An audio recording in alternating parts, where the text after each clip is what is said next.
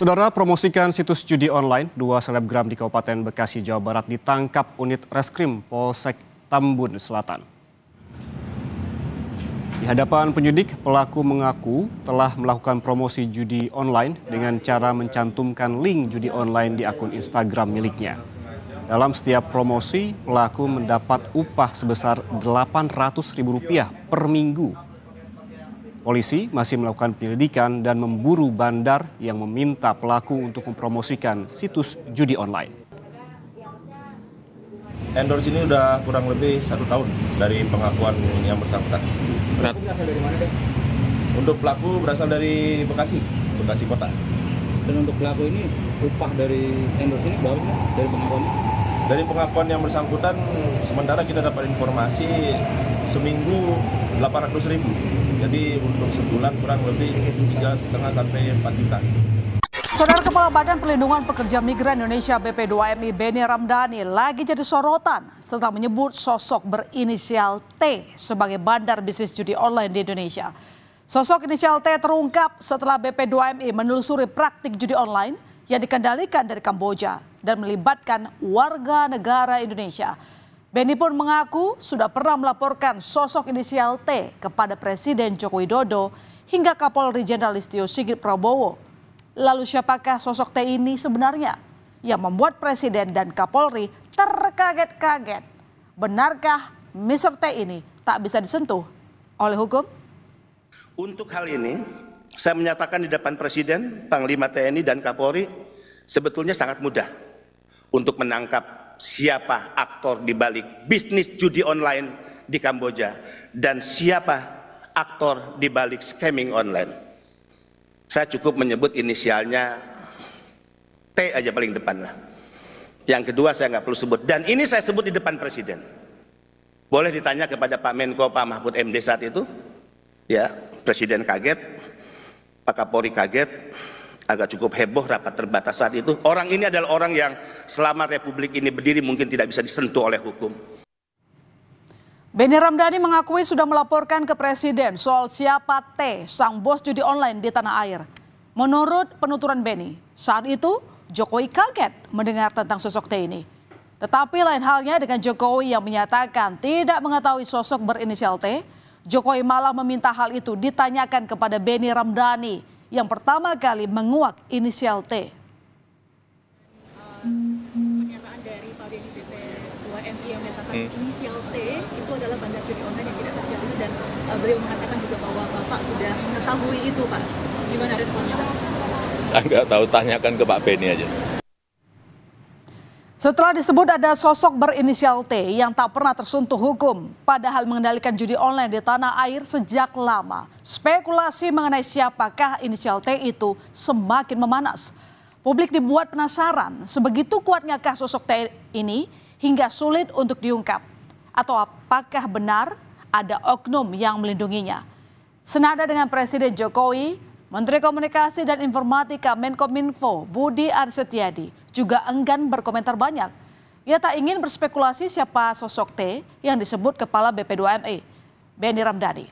Budi menegaskan, Kementerian Kominfo hanya sebatas lembaga pencegahan, sementara penindakan diserahkan ke penegak hukum. Kalau tanya inisial, gini loh, kalau tanya inisial, tanya yang buat inisial, jangan tanya kita, emang tebak-tebak buah manggis. Tapi BP2MI sudah melaporkan, Pak, ke Satgas dan juga ke Presiden, Pak. Ya sudah, tanya aja yang membuat pernyataan. Tapi siapa buat itu, Pak, namanya, Pak? Saya, kalau T, masalah T itu kan banyak. Ada, masa Mayor Teddy? Aduh, Pak Soeharto bukan, Pak? Enggak lah, bukan lah. Udah, pokoknya kita soal penegakan hukum. Itu kita serahkan kepada aparat penegak hukum. Tugas kami adalah bagaimana mencegah judi online itu menjadi permainan atau hal yang digunakan oleh masyarakat. Kan saya ketua harian bidang pencegahan, tugas kita mencegah. Bila T disebut sebagai pengendali judi online dan scamming di Indonesia, itu artinya bisa ditelusuri juga dari transaksi keuangannya. Kepala Pusat Pelaporan dan Analisis Transaksi Keuangan PPATK Ivan Yusti Vandana buka suara. Ivan menyebut pihaknya tidak takut mengungkap sosok T. Meskipun PPATK tidak dalam kapasitas melakukan penindakan. Soal sosok T yang disebut-sebut kebal hukum, PPATK menilai saat ini konteksnya bagaimana membuktikan adanya pelanggaran hukum. Satgas, tugas PPATK adalah menyampaikan hasil analisis kepada teman-teman penyidik, dan rapat terakhir sudah clear, ditangani benar-benar sama Barreskrim. Sama sekali tidak ada ketakutan ke arah mana itu. Perintah Pak Menko juga clear, hulu dan hilir akan kita tangani semua. Udah menyampaikan semua gitu ya. Kalau inisial apapun juga inisialnya, dari 2 juta nama juga pasti. Sebut saja satu huruf di antara 28 huruf yang ada sudah pasti ada. Gitu. Dari ribuan nama juga sebut saja 28 abjad sudah pasti ada. Dikombinasi apa? Sudah pasti ada. Gitu. Enggak. Tidak dalam konteks kebal hukum. Saya pikir tidak dalam konteks kebal hukum ya. Ini adalah dalam konteks bagaimana membuktikan siapapun juga yang ada di dalam datanya itu benar-benar masuk konteks terkait dengan adanya pelanggaran pidana, adanya pelanggaran hukum gitu ya. Komisi 3 DPR mendesak Benny Ramdhani selaku yang mencuatkan inisial T sebagai pengendali judi online Indonesia untuk membuka identitas ke penegak hukum. DPR mengaku siap untuk mengupayakan perlindungan kepada Benny bila berani mengungkap sosok T secara gamblang dan bertanggung jawab. Wakil Ketua Komisi 3 Habib Rohmat juga menyebut orang dengan inisial T di tanah air ini begitu banyak hingga ia berharap aparat mampu mengusut tuntas agar tak ada kesalahpahaman. Ngapain pakai inisial ya, siapa namanya itu, si Benny gitu kan. Dan bagus ya, Barreskrim udah manggil ya, kan? Sebutkan saja terutama ke penegak hukum. Kalau kata pakai kata dugaan kan tentu dia bisa tetap sebut gitu kan ya. Kalau saya jadi dia, saya sebutkan saja siapa namanya gitu loh. Lalu diusut tuntas. Jadi inisial nama T seluruh Indonesia mungkin puluhan juta orang nama T gitu kan ya. Ya, lalu bukti-buktinya ada apa gitu loh. Kecuali memang Pak Benny sendiri nggak yakin karena nggak punya bukti gitu kan. Asal ngomong aja orang ini. Siapa tahu ya kan. Tapi kalau Pak Benny punya bukti ya, punya bukti yang kuat, saksi yang ada ya, sampaikan saja. Kita lindungi nih si Pak Benny ini kalau memang mau mengungkap. Lalu apa yang dilakukan pemerintah untuk mengendalikan judi online agar tak semakin menggurita? Menkominfo Budi Aris Setiadi menyatakan sudah menutup 2,6 juta lebih situs judi online dalam kurun waktu setahun, yakni 17 Juli 2023 hingga 23 Juli 2024. Tindakan yang dilakukan Kementerian Kominfo ini disebut dapat menyelamatkan warga membuang uang senilai total 45 triliun rupiah. 2.625.000 lebih situs judi online. Jadi mulai dari tanggal 17 Juli 2023 hingga 23 Juli 2024 kami telah menutup hampir 2,6 juta situs judi online. Dan apa yang kami lakukan ini mampu menahan hingga 50% dari kemungkinan dampak judi online. Kalau dalam angka kita mampu menyelamatkan atau menahan orang bermain judi hingga senilai 45 triliun rupiah. Bagaikan candu, judi online bisa membuat orang ketagihan melakukannya untuk terus mencoba peruntungan. Mirisnya, judi online tak hanya merusak orang dewasa tetapi juga anak-anak. Pusat Pelaporan dan Analisis Transaksi Keuangan PPATK mengungkap data 197.000 anak dan remaja di Indonesia bermain judi online dengan nilai transaksi mencapai 293 miliar rupiah. PPATK mengklaim saudara memiliki data anak yang terlibat judi online dan sudah menyerahkan nama dan alamat mereka ke kepolisian. Kurang dari 11 tahun sampai 19 tahun ada 197.054 peserta atau anak gitu ya. Total depositnya 293,4 miliar rupiah dengan transaksi berjumlah 2,2. Terkait dengan nama dan alamat ya, kami punya nama dan alamat yang bersangkutan karena ini berbicara tentang rekening pembukaan rekening baik atas nama sendiri ataupun atas nama QQ. Dan penanganan sudah sampai ke pihak-pihak yang bersangkutan. Teman-teman kepolisian berdasarkan rapat Satgas terakhir justru sudah turun ke alamat-alamat yang ada di dalam hasil analisis maupun di dalam data yang kami berikan. Buntut dari pengungkapan soal inisial T sebagai pengendali judi online di Indonesia, Kepala Badan Perlindungan Pekerja Migran Indonesia atau BP2MI Beni Ramdhani dipanggil Barreskrim Polri. Beni diminta untuk berikan klarifikasi terkait sosok T. Jelang pemeriksaannya sore tadi, saudara, Beni bilang akan beri klarifikasi sosok berinisial T yang disebut sebagai pengendali judi dan scamming online di tanah air. 22 pertanyaan, ya, dan saya sudah jawab dan sudah saya tanda tangani terkait inisial T yang selama ini juga menjadi pertanyaan banyak pihak rekan-rekan media karena pemberian klarifikasi sudah dilakukan tadi, maka silahkan nanti tanya ke penyidik, ya. Sungguh tidak ada manfaatnya. Pengamat sosial menyebut orang yang awalnya hanya penasaran mencoba peruntungan judi online lama-kelamaan bisa kecanduan dan berpotensi melakukan tindak kriminal. Meski akses sudah diputus, ada saja jalan bagi situs judi online untuk terus bermunculan dengan mengganti nama. Kini publik pun menantikan diungkapnya siapa sosok T yang disebut Ketua BP2MI Beni Ramdhani menjadi pengendali judi online di Indonesia.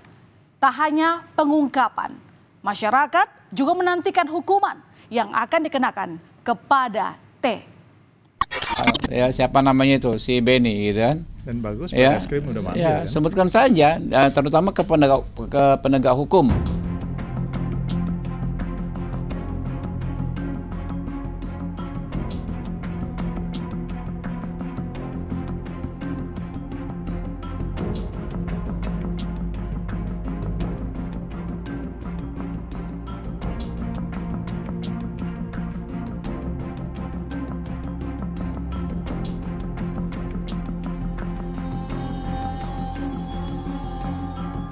Pakai inisial ya, siapa namanya itu, si Beni gitu kan. Dan bagus, ya, Barreskrim udah manggil, ya, kan? sebutkan saja, terutama ke penegak hukum. Kalau pakai kata dugaan, kan tentu dia bisa tetap sebut gitu kan ya.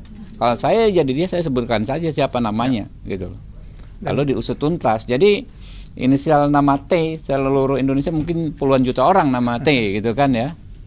Ya, lalu bukti-buktinya ada apa gitu loh. Kecuali memang Pak Beni sendiri nggak yakin karena nggak punya bukti gitu kan. Asal ngomong aja orang ini, siapa tahu ya kan. Tapi kalau Pak Beni punya bukti ya, punya bukti yang kuat, saksi yang ada ya, sampaikan saja, kita lindungi nih si Pak Beni nih kalau memang mau mengungkap ya. Ya. Menjunjung tinggi prinsip jurnalisme dalam setiap tayangan terbaiknya. Menghadirkan berita bernilai sebagai referensi. Gelar bicara yang tajam. Tidak, ini kan kebohongan, Dok. Mengupas fakta demi fakta dan mendorong pencarian solusi. Serta investigasi yang mengungkap kebenaran. Rosi, Satu Meja, The Forum, Sapa Indonesia Malam. Nilu, ikuti semuanya bersama Kompas TV. Kita tiba di paruh akhir Sapa Indonesia Siang. Saudara, 4 orang anggota komplotan debt collector atau penagih utang di Kota Mobagu, Sulawesi Utara ditangkap atas dugaan penipuan dan penggelapan mobil nasabah. Salah satu pelaku adalah karyawan sebuah perusahaan pembiayaan. Para penagih utang ini beraksi dengan berpura-pura menawarkan program pemutihan tunggakan angsuran. Korban yang berusia 83 tahun diminta menandatangani sebuah dokumen yang ternyata adalah berita acara penarikan kendaraan. Para pelaku kemudian meminta kunci mobil dengan alasan pengecekan kendaraan, lalu membawa kabur mobil.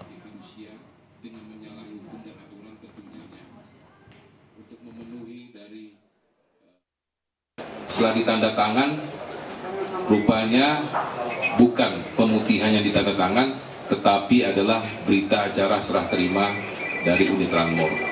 Karena korban merasa tidak diberikan informasi dengan benar, begitu keluar melihat unit Ranmor sudah tidak ada, sehingga ibu tersebut membuat laporan.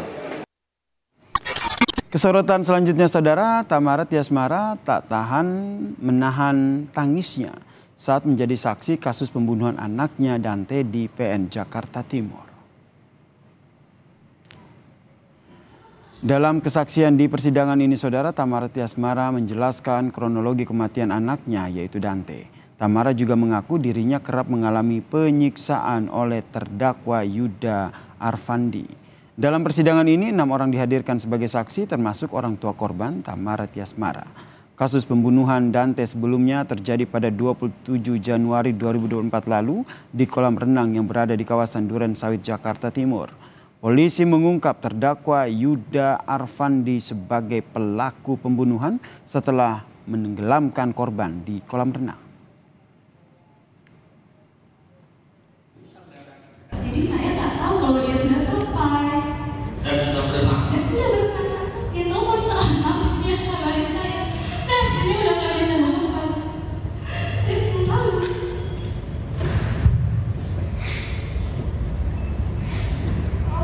Iya, apa? Nomor 1735 dia nelfon saya. Dan saya tenggelam. Sekarang lagi susah nafas.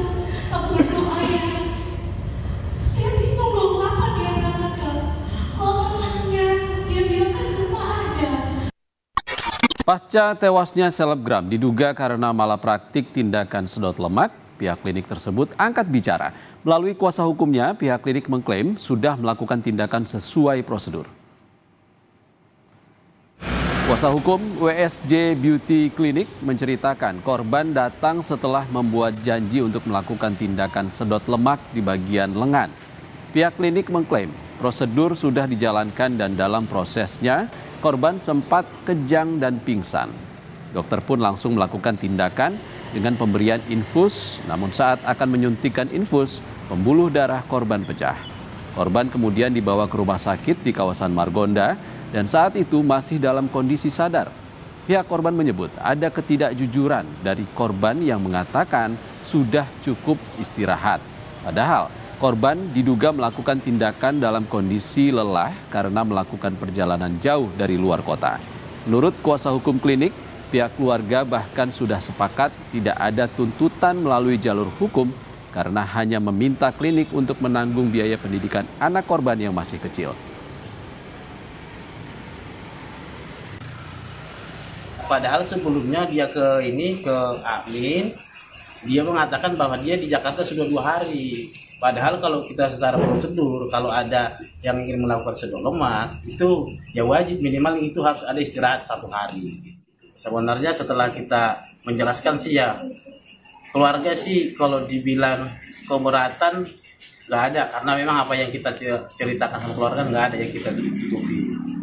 Nah, ya, tapi bahkan keluarga juga mengucapkan ya terima kasih Pak, jenazahnya udah diantarkan. Ya kita juga beranggapan ya ini musibah. Saya yakin juga orang bapak maunya nggak seperti ini. Ya kita juga jadi istilahnya dari ya keluarga ya di situ ya baiklah, tidak ada apa-apa. Untuk mengetahui informasi terkini mengenai penyelidikan kasus dugaan malapraktik ini, kita akan terhubung dengan Kapolres Metro Depok, Kombes Arya Perdana. Selamat siang, Kombes Arya. Ya, selamat siang, Mas. Pak Arya, menurut kuasa hukum klinik, sebenarnya sudah ada kesepakatan sebelumnya antara korban dan klinik tentang tindakan sedot lemak ini. Dan hingga saat ini, pihak keluarga juga belum melaporkan kasus ini ke polisi. Apakah polisi akan terus memproses kasus ini dan alasannya apa, Pak? Ya, terima kasih, Mas. Jadi tindakan yang dilakukan oleh klinik ini itu merupakan tindakan yang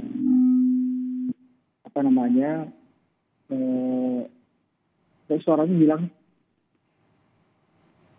Ya. Jadi tindakan dilakukan oleh klinik ini yang mengakibatkan korban meninggal dunia itu kita harus cek dulu dari segi profesionalitasnya. Apakah dokter yang melakukan ini mempunyai kapabilitas untuk melakukan itu, dan kliniknya juga mempunyai izin untuk melakukan tindakan-tindakan itu. Nah, selanjutnya juga apabila dikatakan oleh pihak pengacara bahwa ada pendekatan yang dilakukan dari pengacara klinik kepada pihak korban, itu memang tidak dilarang, tetapi tindakan ini apabila merupakan sebuah tindak pidana, ini bukan merupakan delik aduan. Sehingga polisi akan tetap melakukan penyelidikan. Demikian. Oke, Pak Arya, sejauh ini sebenarnya sudah ada berapa saksi yang diperiksa polisi? Hasil pemeriksaan sejauh ini seperti apa, Pak? Iya. Jadi kita sudah melakukan interogasi terhadap dokter yang melakukan, juga melakukan pemeriksaan beberapa saksi yang mengetahui kejadiannya. Dan pada hari ini kita melakukan pemeriksaan terhadap rumah sakit yang menerima korban setelah dilarikan dari klinik. Sejauh ini apa Pak hasil penyelidikan sementara Pak? Ya, kalau disampaikan oleh dokter yang menangani bahwa pada saat melakukan sedakan ini di lengannya pertama tidak apa-apa, lengan keduanya ternyata bermasalah. Lalu korban ini pingsan dan dilarikan ke rumah sakit di Margonda. Gitu. Itu dari keterangan dari dokter yang bersangkutan. Oke, yang disasar polisi adalah profesionalitas dokter.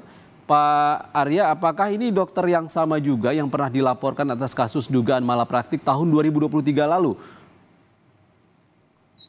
Iya betul, ini dokter yang sama. Jadi di tahun 2023 memang pernah dilaporkan kejadian seder lemak ini bermasalah juga di lengan juga. Waktu itu kulitnya terasa seperti terbakar dan panas gitu ya. Kalau dari berita acara yang saya lihat. Namun demikian pada hari itu memang dilakukan upaya perdamaian antara korban dengan pihak klinik. Kalau yang sekarang memang korbannya kan meninggal dunia, sehingga ini menjadi perhatian kita. Sudah yang kedua kali, tetapi masih tetap kejadian seperti itu. Malah bahkan orang meninggal dunia. Sudah pernah dilaporkan di 2023, tapi hingga saat ini dokter itu masih punya izin praktik ya Pak ya? Saya masih belum melihat izin praktiknya seperti apa, dan sertifikasi dari dokter seperti masih dalam penyelidikan kita. Baik, terima kasih Kombes Arya Perdana, Kapolres Metro Depok, sudah berbagi informasi bersama kami di Sapa Indonesia siang ini. Terima kasih Kombes Arya.